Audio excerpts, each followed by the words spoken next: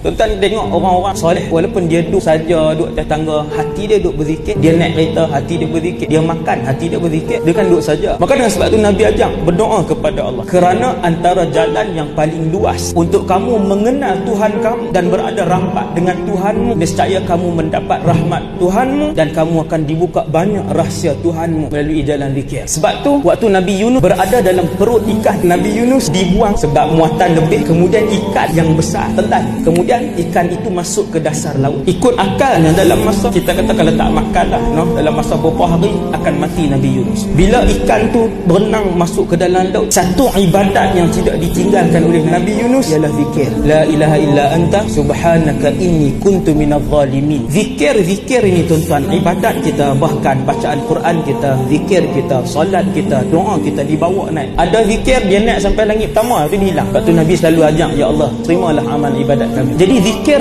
para Nabi naik ke atas melalui langit 1, 2, 3, 4, 5, 6, 7 dan dikenali oleh seluruh penduduk langit. Sebab itu ramai orang jasadnya berjalan di atas muka bumi tetapi namanya disebut oleh seluruh penduduk 7 petala langit. Semua kenal. Maka Nabi Yunus AS satu orang yang masyhur di langit seperti Rasulullah. Bila zikir Nabi Yunus naik, malaikat kenal. Apabila Nabi Yunus berzikir la ilaha illa anta subhanaka inni kuntu minadh zalimin, tak berhenti. Bila zikir itu menembusi langit satu tingkat ke satu tingkat ke satu tingkat, malaikat menyebut, malaikat kata kenal suara ni, suara yang sangat terkenal tapi main daripada tempat yang cukup pelik. Kalau jin berzikir bawah laut biasalah, ni orang berzikir bawah laut, malaikat kata pelik. Akhirnya dilihat dia dimakan, ditelan oleh ikan, dia sedang berzikir di bawah sana. Maka Allah merakamkan keadaan zikir Nabi Yunus alaihissalam. Tuhan kata dalam Quran, kalau Nabi Yunus ini tidak membanyakkan zikirnya, nescaya kami tidak menyelamatkannya, dia akan mati di dalam perut. Dan